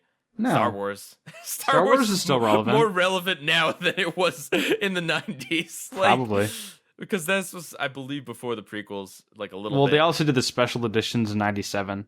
Right, but I'm just saying, like, we're actively having a ton of Star Wars releases now, so if anything, it's more relevant. Right. So yeah, I mean, yeah, I really don't think this is anything that is really that worth seeking out. If you understand the concept of just Dexter says omelette du fromage a bunch in wacky situations, like that's all this is really. Yeah, and doesn't drag. Yeah, no. There is definitely a nice pace to like 7, almost like 6-minute episodes when you get past like the title card and everything. Like it's very short. So you start it and then next thing you know it's over. maybe there's something to that. Maybe we lost something when we lost the like 7-minute cartoon. Yeah. Interesting. All right. Here we go. Waffles. Waffles, waffles, waffles. So, the Teen Titans Go episode Waffles. Beast Boy and Cyborg decide that they're just going to say waffles all the time. Before the episode starts, we don't know really why. They're just playing a game with each other to see who can say it Right. most or who can like go the longest without cracking and saying something else. They say it a bunch. Robin makes them breakfast. There's like some stuff with a bad guy, and then Beast Boy, and actually not even Beast Boy and Cyborg, but the other Titans say waffles a bunch of times to annoy the villain, and that's the episode. There's also instructions on how to cook waffles. Yeah. Semi-educational. Okay. The pain bot was funny, I thought. You think so? Yeah, or it was just like, all I know is pain. I think at that point, but the point that it showed up in the episode, all words had no more meaning for me. It's funny, actually. Painbot kind of looks like it's a Dexter's Lab design with like the light bulb on the top and everything. Thick line. I hate this. I was just kind of searching for something funny. Right. Yeah. I mean, okay. Let me put it this way. I did not find this episode as bad as I thought I would. Same here. Hearing the concept, I can give it that. I've never seen this episode before. I saw Enter's review. I heard about the legendary waffle episode, saw the reference in the Teen Titans Go to the Movies, but I had never actually seen the episode, and I was kind of expecting it to really be just like wall to wall. The only word said is waffles, and although waffles is said an unbearably large amount of times, there is at least an intermission in the middle of this episode where Beast Boy and Cyborg like are not in it. Yes. So mercifully, I can say that there's that at least. But the word waffles is a particularly terrible word to say over and over again because of the hard F, or soft F, or however you want to say it. Omelette du fromage. It is a mouthful. Rolls off the tongue. It's a mouthful, but there's a cadence to the saying. Waffles is not a word. It's just, I don't know. It's just not. There's nothing really clever word about it either. Like omelette du fromage is I guess somewhat clever because of kind of like the French background to it. But waffles is just waffles. Right. Like waffles is a very common term that I hear. I don't want to say daily, but like I eat a lot of frozen waffles when I do eat breakfast. So it's like it's technically the name of a Cat Scratch character, right? What do you mean technically? I mean it is, but yeah. That's an odd thing to bring up. Thanks. There's a lot of other words that could have been used. I think fiduciary is a particularly funny word. If you say fiduciary a bunch of times, this Marge Simpson said fiduciary once, and it was good. Yeah. I mean, I don't know. There's words that are funny. There's words that they could have gone with. But I feel like waffles is just, it is just so like thoughtless, and I guess that's why they went with it. Like. They could have gone with something really, really extra dumb. Like, they could have said poop a bunch of times. Yeah. Like, and I guess that would have been worse, but at least I could say that, like, I guess I could say it would be more absurd, right? Like, they picked, like, the stupidest thing. But this is it's just such a mundane word. I don't know. I'm sorry I'm waffling here, but, yeah. And the thing is, I mean, at least Omelette du Fromage, the big cheese, that episode... It gave a reason. Yeah, it gave a reason, and what happened in the episode wasn't exactly kind of something that I had thought about. Everything that happened in Waffles, I had already predicted, as the episode started. I already knew how it was going to end everything. Yeah. And I've never seen the episode before. Well, I mean, again, Slade's reference to the Waffles episode in Teen Titans Go to the Movies describes the episode. They annoy the villain to death with waffles. I don't know why. I just don't find it compelling when, I don't know, they use an like annoyance to cause the villain to back away. Well, it's just it's so obvious. Like, okay, so these episodes have a little more in common than you might think, other than the obvious. In the Big Cheese, the episode sets up early on that Dexter needs a password to get into his laboratory. Using his voice, yeah. Right, and that comes up again at the end of the episode. It doesn't, it doesn't affect a ton. Like it's just the ending basically. But it's like, okay, it has that, it sets it up, and so that's the payoff for it. But it's not obvious at all that that's what's going to be paid off at the end. I mean, I knew that was going to happen because I've seen this episode before a few times as a kid, but if I hadn't seen it, I would not have automatically assumed that's where the episode was going. Exactly. Because because Star Wars is already kind of a gag that it's like this pop culture reference, because it's so early in the episode and so much has happened since then. Kind of gets left behind. Right. It's a good way to put at the bottom of the priorities. Set up and pay off. But waffles are so omnipresent that saying the word waffles is going to be the solution to the episode. It's so beat you over the head obvious that that's what's going to happen. I mean, the only like difference is that it's Raven, Starfire, and Robin saying it, and that's what does it. But that's not really a twist. That's just and of course the punchline at the end where Beast Boy says it's not funny anymore. Yeah, well, that's one of like just the things that's just so disgusting about Teen Titans Go is that they know it's not funny. Do they think that saying it's not funny is funny? Because that's not funny either. Do they think that? Do they think that they're trying to do some like weird experimental film? Like it's. As I learned from Planet Sheen, trying to cover up the fact that you're bad doesn't make it that you're not bad anymore. No, I think lampshading something that's kind of a stretch or like a small plot hole in your episode can work to great effect. Gravity Falls did this sometimes. But when your entire conceit is not funny, saying that it's not funny, it just does nothing. Yeah. It almost feels like this episode was made as like a satire of the Dexter's Lab episode, which is like a ridiculous thing. And I don't think that's what it is. But considering Robin repeatedly a few times says that it's not funny to just say the same thing over and over again, it feels like they're trying to make fun of it, but it's like, they're not clever. Like, yeah. And yeah, I mean, that's the thing. Everything that was clever, I don't think the Dexter's Lab episode was like geniusly clever, but everything that was at least moderately clever, like the setup and the times that it pays off where it realistically makes kind of sense that all they do for homage is relevant, none of that is present here. Nothing at all is present. Like, I guess like the only thing I could say is that Brother Blood was a terrible villain in the original Teen Titans cartoon, and he seems more competent here when he's annoyed off by waffles than he is in the actual series show. I can say that. I think he's kind of a better villain here, which is really kind of sad to the original show, but that I don't remember him in the original Teen Titans. He's only in about 3 episodes in Cyborg's story arc season.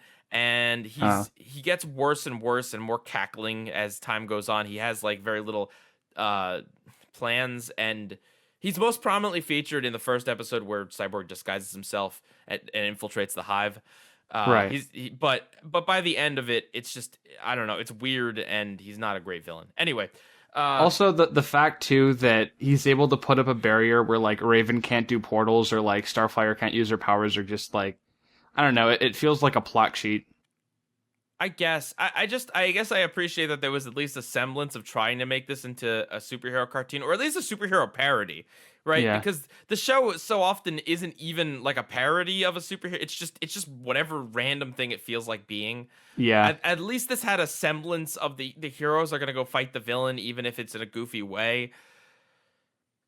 I mean, I guess I found some amusement in like Beast Boy and Cyborg getting eviscerated, which like is that supposed to be the payoff? Is it supposed to be that we hate these characters because they're annoying, and then that's the big payoff that they're like brutally dismembered? Like, I didn't even find it that rewarding. I found it kind of disturbing, to be honest. I mean, it is. I didn't find it funny. I just like at the end they have like bones sticking out and stuff. I was just I wasn't having it. I can see why somebody would like to see the Teen Titans Go characters torn apart and mutilated. I mean, it wasn't worth it. Like, how would you fix this episode, Monsters? Do you think there is any fixing it?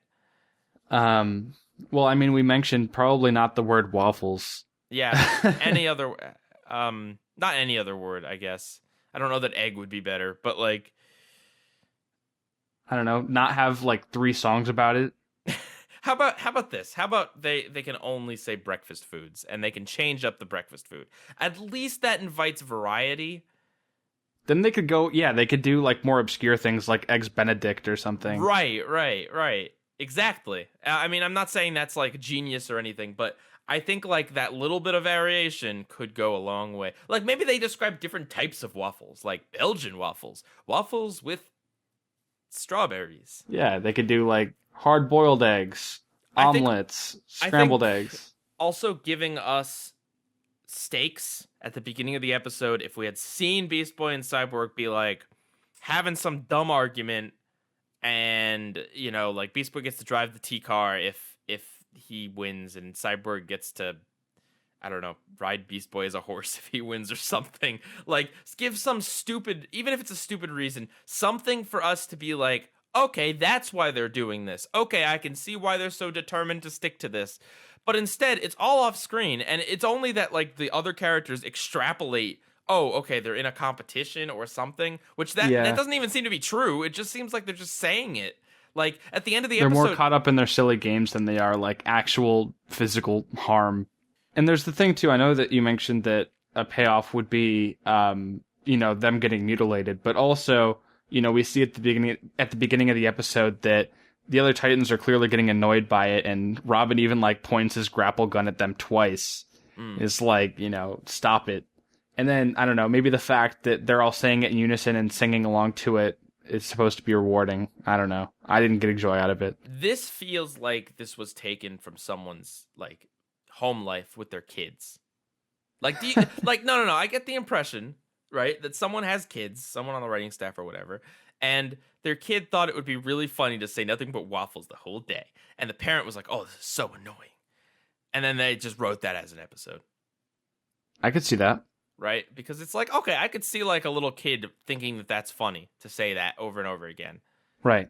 and maybe the reaction of the parent. See, here's the thing: the reaction of Robin, Starfire, and Raven isn't funny. It's not. I don't know if that could save the episode, but I think that's another little thing that could go a long way in helping it. If Robin like okay, like yeah, they have Robin point his grappling gun at Beast Boy and Cyborg. That's a start. Have them react in like over the top ways instead of just being like, "Oh, you guys are so annoying." It's like, how is that funny? Where's the comedy in that? Like people being mildly frustrating? That's not comedy. Get it, Right? guys? Because Robin, Starfire, and Raven are acting out of character. At least they were more serious in this episode. I like Yeah. But I mean, it takes why Beast Boy and Cyborg. Oh, I know why. I can tell you why. Actually, I forgot about this. The thing is, in the original Teen Titans, they eat waffles like twice. They're always going on about their breakfast food. That is.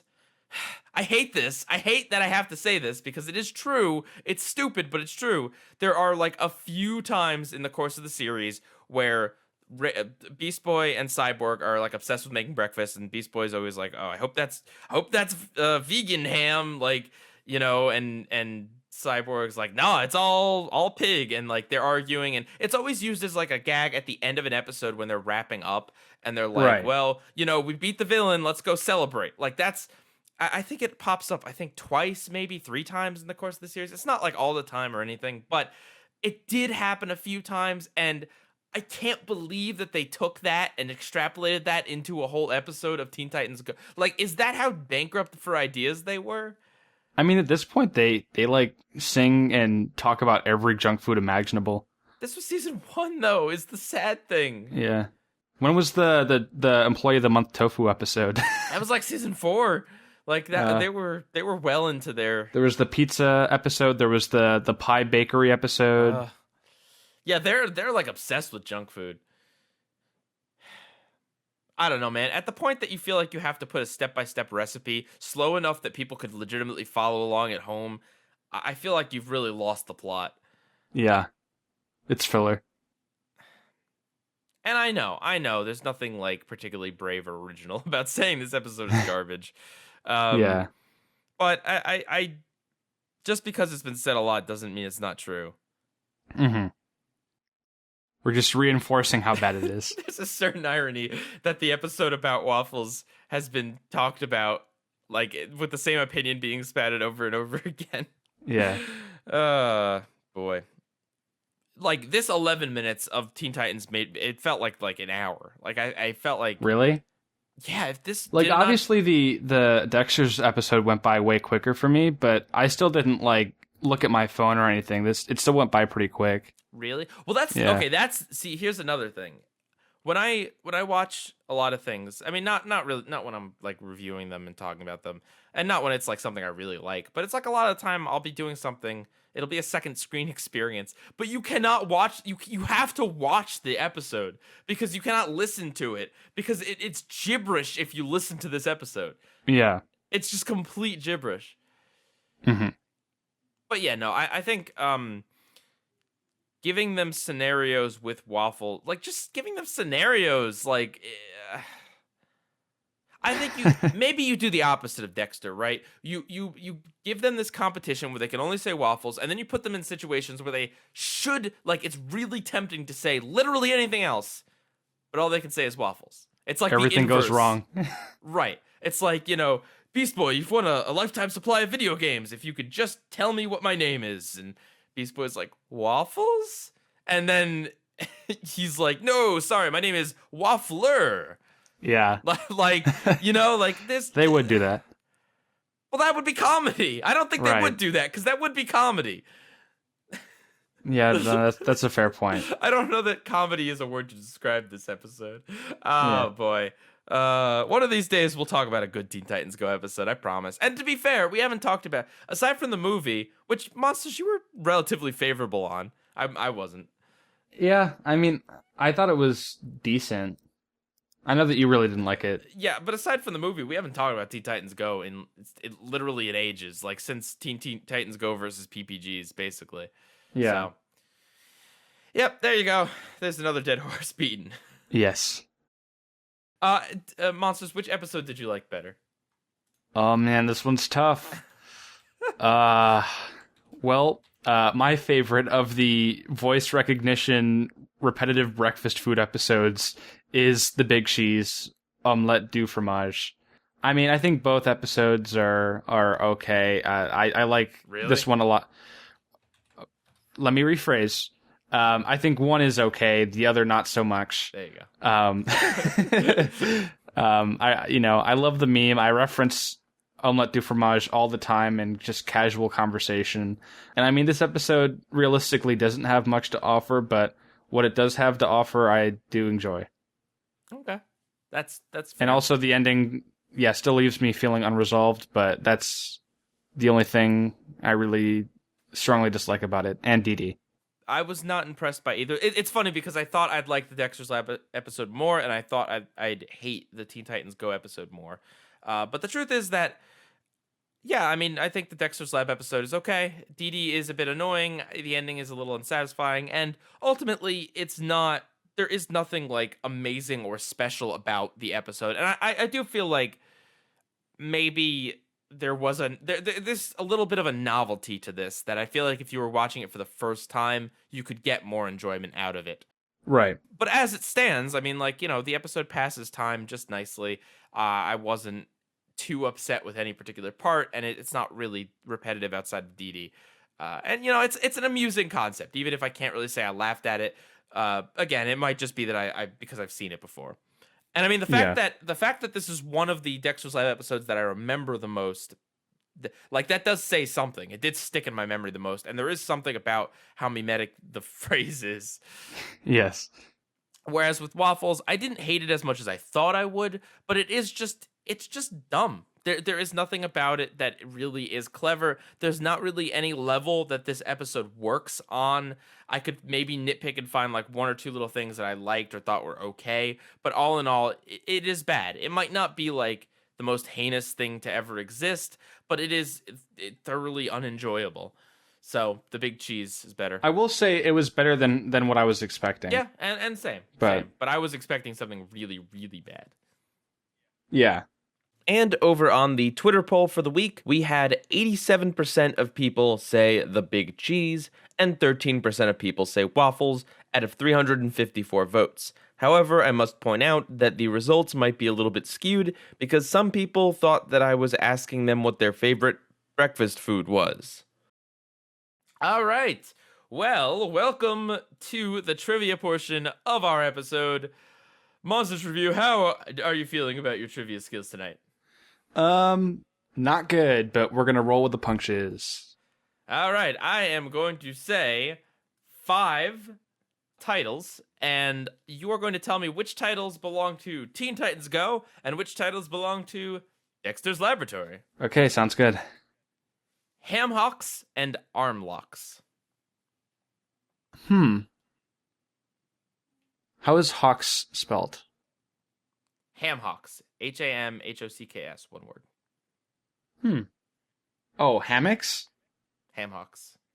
I feel like this could be a mislead. I know how tricky you are. Because Teen Titans does food stuff, but this is also a really specific term that I don't know if Teen Titans would be smart enough to incorporate. Screw it. I'll say Teen Titans. You are incorrect. Ah. The episode, and you'll probably know what episode this is. Dexter's father is challenged to an arm wrestling match at a truck stop, and Dexter soups up his arm. It's pretty memorable. It's storyboarded by Craig McCracken. Oh, yeah, I do not remember that one. Worked on by Rob Renzetti and Gendy Tartakovsky. So kind of a stacked team there. Oh, yeah. Okay, so you're 0 for 1. Ultra Jerk 2000. I'll say Dexter. Wow, that was pretty fast. What makes you feel Dexter? I feel like that's about Mandark. Well, you are almost correct. I mean, you are correct. It is Dexter's lab. But it's about Dexter creating a robot to assist him, but the robot starts controlling his lab and tries to destroy Dexter. Oh. It's a little odd. Yeah. All right, I'll take it. Sidekick. Sidekick. So you're 1 for 2. That's a possibly one-word title. It is one word. Would it help if I told you that the show this is from ran contemporaneously with a show called The Powerpuff Girls? Which one? Yes. That's the question, isn't it? No, that does not help. Sidekick. You know what? I'll say Teen Titans Go. You are correct. Batman assigns Robin to look after the Batcave while he's gone. The Titans come too, but mess everything up. Oh, I think I heard about this one. All right, you are 2 for 3? Yep. Pyramid Scheme. Pyramid Scheme. I'll say Dexter's. You're incorrect. Beast Boy makes a lot of money due to a pyramid scheme and convinces the other Titans to join in. Really? Yeah, I kind of wonder if that episode is pro-pyramid scheme or not, because I feel like knowing this show, it probably ends with them being like, wow, this worked out great. Do all the pyramid schemes. You see, like, I figured that, you know, it being a cartoon, you know, maybe it was like Dexter visiting the pyramids or something, and using, like, pyramid scheme as, like, a pun. But now I've realized that Teen Titans Go is fairly literal with their titles. So when you say pyramid scheme, it means that they actually had a pyramid scheme, and that amazes me. Yeah, okay, their titles, Teen Titans Go titles are just awful. I mean, they tell you what the episode's about most of the time, at least, but, like, they're like the least creative things. Yeah. All right, question number 5. You are 2 for 4, 50% average. Let's see if you can tip the scales. Okay. Well, I mean, you definitely will tip the scales one way or the other. Both is never an option. Yes. All right. Germ warfare. Germ warfare. I'm going to go with Ozzy and Drix. No, I'm joking. I'm going to go with Magic School Bus. Beep, beep, beep, beep. Seatbelts, everyone. You know what? I'll say Dexter's. You are correct. There you go. 3 for 5. Good job, monsters. I'm proud of myself for being slightly above average. When his family is suffering from the flu, Dexter tries his best not to acquire the illness, but ends up thwarted by a sick Dee Dee's presence in his lab. Ooh. All right. Well, that's another show in the can. Yep. Number 39 in the books. Hope you guys enjoy it, and we will see you next Wednesday for The Jungle Book. Book of Jungle. Yeah. Maybe it won't be so bad. Maybe. I don't know. I don't know. I mean, here's the thing. Even though we disagree with the films on principle, maybe the actual film is just like okay. I don't think I've seen the first one. So really, not the original. Yeah, I have book? 0 point of reference. All right. I so also this should be interesting. I haven't seen the Andy Serkis gritty one. Legend of Mowgli or whatever it's called. But no, I think it'll be interesting because I don't know. I don't think I'd love it, but my reaction could range from like meh or like okay, but I don't like the idea to like this is the worst thing ever. Who knows? Yeah. Jon Favreau. Ooh. Maybe Iron Man will show up. Yeah, he has a decent track record. I like Chef. All right. Bye, guy rules out. Catch you guys next time.